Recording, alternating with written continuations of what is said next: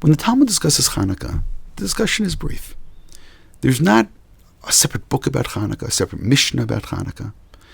There isn't a book of scripture about Chanukah.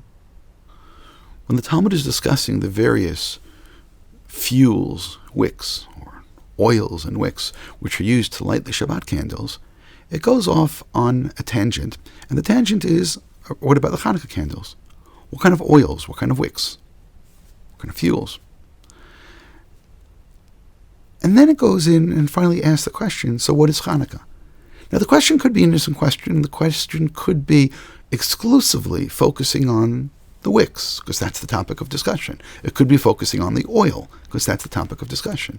And indeed, the passage which the Talmud then brings is a passage which goes and discusses the actual miracle of Chanukah. It talks about the war in passing. It mentions the victory, but finally focuses on the temple which had been abused, and talks about this one flask of oil which was found with the seal of the Kohen Gadol. And hence, the celebration of Chanukah. And even there, the Talmud's interesting, because it doesn't say immediately they recognized the significance and immediately they decided to celebrate, but it says that L'Shana Acheret, in a subsequent year, the rabbis decided to make this holiday.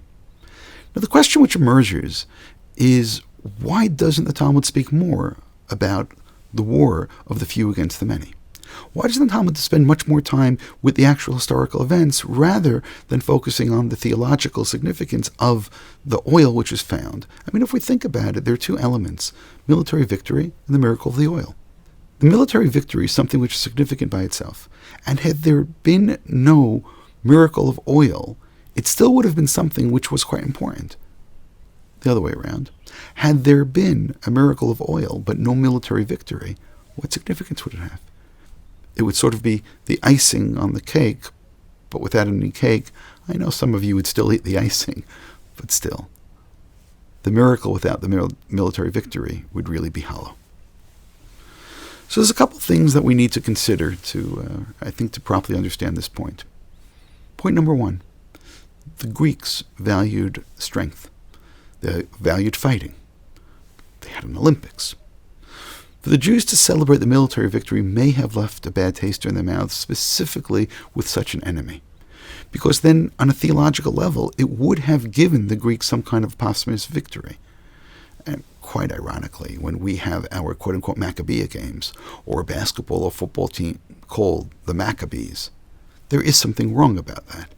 Because this was part of what the struggle of Chanukah was about. Second point is, there are those who have not really studied the history. Within the Battle of Chanukah, there was also a civil war. There were elements of Jews fighting against Jews. That was part of the battle. It was part of the initial battles. So therefore, to speak about a victory, to speak about winning a civil war, there's something wrong about that. Hostilities are over, but do you really celebrate when brother kills brother? It's interesting that the rabbis created the mitzvah near Ishuveto. One household, whole household, performs the mitzvah together, which maybe part of it is that the house needs to be whole. The Ramban in his commentary to the Torah gives us another reason or another insight. He says that ultimately the Maccabees became sinners. The Maccabees, who were the family of the Kohen Gadol, of the high priest, after the victory, after the military victory, they should have handed over the leadership to the Davidic dynasty.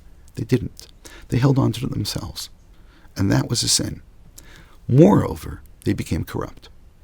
Eventually, this dynasty became corrupt religiously, spiritually, and eventually they disappeared. The rabbis writing about Chanukah later on perhaps felt it so inappropriate to speak about this corrupt kingdom because that's what emerged out of it.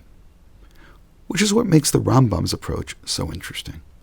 When the Rambam discusses Chanukah in his laws of Chanukah, he starts off with a whole historical background, and he talks about the difficulty, and he talks about the religious persecution, and he talks about what happened, and the battle, and it was a few against the many, and how we were victorious. And then he gives us the conclusion at the end of the first halakha, the first paragraph, and he writes, and then as a result of these victories of the Chashmonayim, the same ones who the Ramban will later say, or remind us we're terrible sinners, and the Rambam knows the same sources. He knows about their shortcomings. The Rambam then says, and the kingship returned to the Jewish people for 250 years until the Second Temple was destroyed. And it sounds like the Rambam is telling us that part of the celebration of Chanukah is not just a miracle that took place for 8 days. Yes, that dictated how we celebrated by lighting the candles. But the Rambam is saying that part of what the military victory gave us was sovereignty, Jewish sovereignty.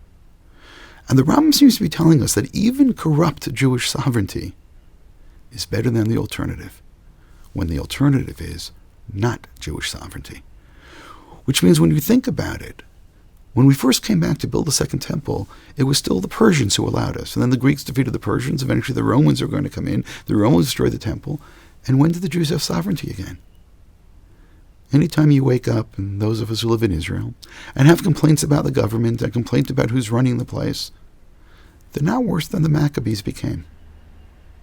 No matter how corrupt you may think they are, they're not more corrupt, spiritually corrupt, than the Maccabees became.